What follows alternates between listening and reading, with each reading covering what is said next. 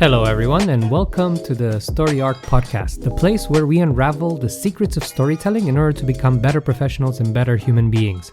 My name is Glod. I will be the host for this podcast.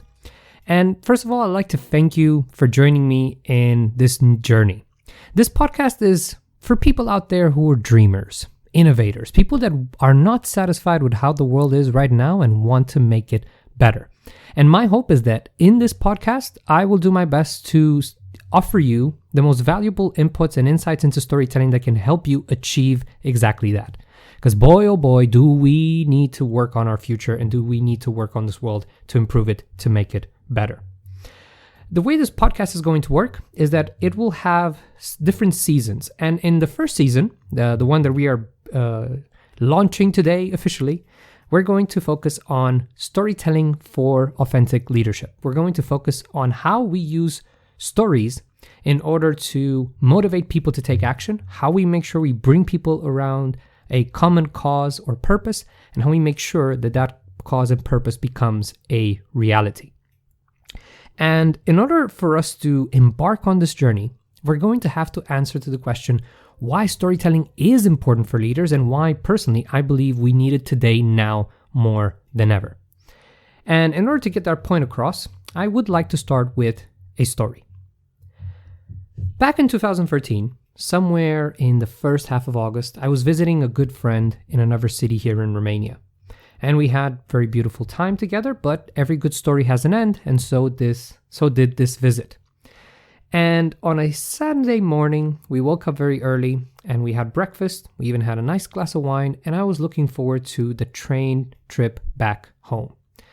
And since it was a Sunday morning, very beautiful outside, very warm, I thought, you know what, I have enough time until I get to the train station. I'm just going to walk. So I took my stroller, I started walking towards the train station, and about 500 meters before reaching the train station, I hear from my left, "Ruff, ruff, ruff, ruff, ruff, ruff." 4 big hounds were coming to get me. In that moment, survival instinct. I took the stroller, I used it as a shield against these dogs, and I did what every man would do in my situation. Help, help, help! I was crying like a little girl, hoping that my cry for help would bring people to save me. But unfortunately, it was, like I said, a Sunday morning. Nobody was on the streets. Nobody was there to help me.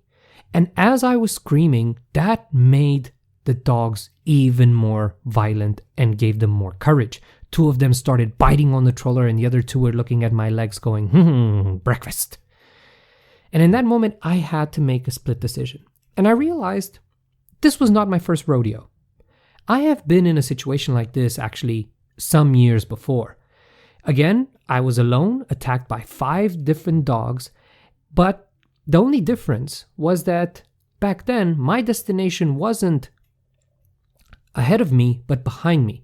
So all I had to do was simply calmly walk back and retreat and just maintain my calm and not do anything rash. But now I realized that while the principle of staying calm was useful, retreating was not an option. This time I had to face them, and I had to find in me the courage to show them that they cannot stand in my way. So I took a deep, deep breath and realized at this point, I have nothing to lose. So I started howling at them. Ruff, ruff, ruff, ruff. And in that moment, the 2 dogs that were biting on the stroller let it go, and they didn't run away quickly, but there was a bit of a safer distance between us. And now, there was more space and more options for me to think about what would be my next step. Luckily, in that moment, I hear a voice from behind me of an old man who says, "Hey, son, don't worry. We can cross this together. Let's howl at the dogs and we're going to get on the other side without any problems." So together with this old man, the stranger, we start yelling and howling at the dogs. We keep them at bay, and I finally managed to reach the train station in time. But before he leaves, I stop him and I say, "Sir, please, I'd just like to say thank you. Without you, I don't think I would have been able to face these dogs. And honestly, I think you saved my life." But then he says, "Nah, don't worry about it. I saw, yes, in the beginning you started crying out like a little girl. But look, in the end, you took a deep breath, you found some courage, and you howled at the dogs on your own. By the time I got there, nothing really, my input wasn't really important. But this moment has taught me a lesson that I believe we need today more than ever. First and foremost, we can never know when challenge comes our way. Uncertainty is part of the human experience. We are vulnerable to whatever great challenge comes our way. But at the same time, this is not our first rodeo. We've all passed through challenges, uncertainties before in our lives. And maybe some of them weren't practiced in the best way possible, but that doesn't mean we're not equipped to face the ones that we have today. Yes, what we might have to do is to come up with new ideas, new strategies. And what we realize is that most of the times, the challenges that come our way, although they seem overwhelming, are there to help us become better, to reinforce our skills and to help us transform, or let's say advance to the next level of professionals or human beings. Today, if there's one thing that most leaders are losing sight of, is this, of how stories can help us calibrate and realize what really we have in front of us. Now, today, our species is going through an existential crisis. We're facing challenges that spawn from climate change, social inequality, war, as well as now the current tragedy and problem of the coronavirus pandemic. And we feel as if there is no answer to this. We feel overwhelmed. We feel as this is not going to be something we can solve easily, which is true. But at the same time, this is not our first rodeo. Not our first rodeo as a species and not our first rodeo as individuals to face these challenges.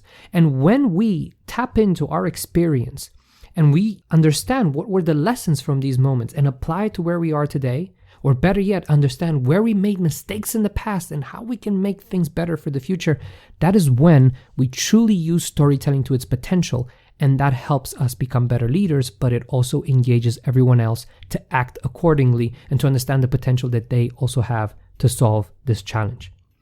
So I would like to state 3 important things that I believe are true about storytelling. They have been true from my experience, and I've seen them work in so many other different situations. First and foremost, stories have this magic of helping us navigate uncertainty, and they answer to our emotions of fear, anxiety, and despair. A good story always has a conflict at its core, a conflict that has to do either with adversity, or our conflict with society, our conflict with ourselves, or conflict with elements that we cannot control. And whenever that story really addresses it with honesty and vulnerability, us as an audience, we feel listened to. We manage to get out of our own heads. We don't get stuck into our fight or flight response and getting incredibly paranoid. We feel relaxed because it reminds us that yes, even though we're feeling these emotions, we can navigate it. And stories somehow tap into our collective and creative capacity of finding solutions to great challenges. The second important statement that I'd like to make is that stories have the ability of creating trust and a sense of community, which is something incredibly important when we feel overwhelmed or we feel we have challenges on our way. Because most of the times we have been taught that we have to do things ourselves, that we have to toughen up, show no weakness, and that only this way we can solve things. But in reality, in order to get to the core of an issue, we need to admit the truth. We need to admit when we don't understand things. We need to admit when things are way beyond our ballpark. Only then can we truly understand what are our gaps of knowledge or gaps of skills, of resources, and then it informs us to know where we can find those skills, the knowledge, the information, or the resources required to overcome this. Last but not least, or actually no, third, is the fact that stories also have this beautiful way of inviting people to take action, but an action that feels theirs and personal. Because what happens is that if a story really talks about our own experience, we see ourselves through the character in that story. And we don't say that story for us to sound amazing, like, oh, look at me, how amazing I am. No, we're actually doing that so that we remind others that there really isn't no difference between us. Leaders, unfortunately, do have this aura of importance, and we do look at them through that lens. But what they need to do in that moment is not to and what we need to do as leaders in that moment is not to get drunk on that aura, but to realize that we have a great opportunity to remind people that even though a leader is of great importance to society, he is still like everyone else, and we can be the same as him, that we can switch places and we can be in the same situation and we can tackle this together. The beauty of that is that as we see ourselves in that story, we start to think, what would I do in that situation? Or what is the answer that I find in myself to this problem? And once that answer comes in our own mind, we feel motivated to do it ourselves. That's why a story is a lot more inspiring and motivating than a simple delegation of a task. Once you tell a story, we feel that it's not a task. We feel that it's our own mission or our own responsibility to accomplish that particular project or task that is at hand. And yes, the last but not least is this idea that stories also manage to create a sense of belonging. And this is something that we're also missing, because in the current landscape of marketing, we always feel that other people are better than us and that we always need to do something in order to be accepted, in order to feel welcomed in the space that we inhabit. And unfortunately, in our business world, we tend to judge people based on their output, not based on who they are, not based on their value and their character. We judge them based on output, and that makes people feel incredibly lonely and unappreciated. And a good story manages to make people feel as if, wait, you see me for who I really am. You see me for the imperfect human being that I am, and you accept me that way. Yes, we do need to create output. That's why we are hired. But at the same time, we do need also the space to feel that we belong, that we are okay the way we are, and that we are invited and accepted with all of our luggage. Because yes, we have a lot of flaws, we have a lot of things that are not constructive, but at the same time, we also have a lot of potential. And you can't have just half of us. You're going to need to take us all. So if you want our creative potential, if you want us to give our best at work, well, you have to also give us the space to fail, to cry, to feel overwhelmed, and to express those emotions in a way that we do not feel judged and we not feel afraid. This is the magic of storytelling, and this is why I believe all the leaders out there need to learn how to practice this, regardless whether you're a teacher in a classroom, a team leader in a small company, an entrepreneur, a head of state, a doctor in a hospital. We all need to work with this skill and use it to our advantage. And we need that as well, because there's no other way for us to survive. If we do not take a meaningful responsibility for the future that we are creating, there really won't be any hope for the civilization that we've built throughout these millennia by all of our ancestors and all of the generations that have come before us. And I believe we all have a responsibility to take that torch and pass it on to the next generation and make sure that they can take it to new heights, and we do not leave a mess for them to handle just because we felt cynical or apathetic. Now, hopefully by this point, you've been persuaded on the idea that storytelling is indeed valuable for leaders. Now, you might have the question, how do we develop it? How do we get to that point where we can practice storytelling with such mastery? Well, there are 4 ways in which we get there. First is by knowing ourselves better. We need to fully understand our own story, our own trajectory through life, the moments that define us, the moments when we learn something that has helped us evolve, and as well as the moments when we stood in our own way and where we didn't learn our lesson and we kept repeating patterns that were not successful. Here we're going to find a great deal of inspiration, stories that we can use and share with other people. Secondly, it's knowing our teams or the people we want to lead. Because we need to find the common ground. We need to understand, where do our stories intersect.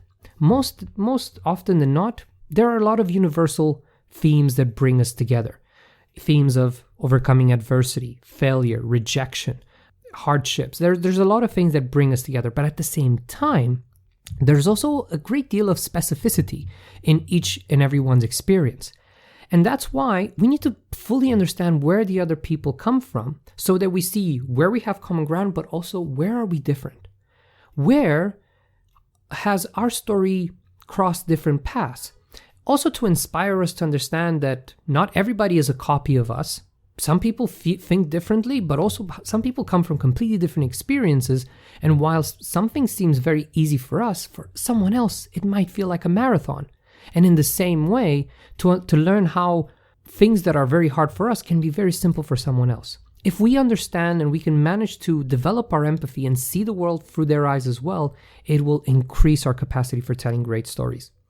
The third important thing to do is to learn the science and art behind storytelling. And I'm not just throwing these words around. Science and art, I'm using them deliberately because that's how storytelling actually works. There is a science. There are some clear-cut ways in which you build stories, build narratives that respond to our biology and our psychology. But at the same time, there's also an element of art. There's that element of engulfing yourself in that story in an emotional way and truly saying it with passion. Because what happened is that sometimes you can have the science, down to the letter. You can have it structured perfectly. But if there's no art, if there's no passion, there's no heart in that story, it's going to fall flat. And at the same time, you might have a great story and you're super passionate about it. But if you're not paying attention to the rhythm and the structure that can help that story really land, then again, you're wasting a great deal of story potential. But last but not least, what we also need to do is how we apply this in real life, because we cannot just use storytelling in a, so to say, hypothetical manner. We need to boil it down and how integrate it into our day-to-day experience. And luckily, that's what we're going to do for the rest of this season. We're going to address storytelling in a very contextual way. For example, we're going to have episodes where we're going to talk about how we connect with a new team member as they are joining the company. How do we facilitate an induction process that actually prepares them for what's about to come and sets the stage for a healthy organizational culture? How do we navigate moments of failure, bad news, or crisis? How do we become comfortable with vulnerability, and how we help our team become comfortable with opening up about their challenges, about the mistakes they're making? And I'm hoping that as we go along through this podcast, not only are you actively listening to what is said here, but that you are also actively applying everything you're hearing. Now, along this journey, I set a roadmap for this season. There are these very specific topics that I have in mind, but at the same time, I'm open to your suggestion. So my recommendation is if at any point you have a very specific question or scenario for which you'd like to prepare a story and you need some advice, write me at alex@storyarc.eu. Once again, alex@storyarc.eu. You can send me an email there, and maybe we'll find that your question will be something that I will address in a future episode, or it might be a great opportunity to create a new episode all together. That being said, thank you for joining me up on this far, but before we go, I would like to leave you with a quote, and hopefully this will be one of the things that I would always leave you with, a great quote at the end to kind of give a circle to what we've talked about today. And that is a quote that I believe is relevant for the times where we are today, where we probably now feel a bit overwhelmed, or we feel that we do not have the answers for how the future will look like. Today's quote comes from Brené Brown, a vulnerability researcher and great storyteller. This quote comes from her book, Rising Strong, and the quote says like this: "Our job," and in this case I would say our job as leaders, "is not to deny the story, but to defy the ending, to rise strong, recognize our story, and rumble with the truth until we get to a place where we think, yes, this is what happened, this is my truth, and I will choose how the story ends." We might not be in a happy place right now. We might not be happy with the world that we have today. But our job is not to deny it, not to ignore it, and to think as if the world is perfect. What we need to do is recognize it, rumble with the truth, get to the heart of it, and then once we get into that place where we accept it, it's our job to change how the story ends. And I hope we will make the story end for the better. Thank you, and see you next week in our next episode.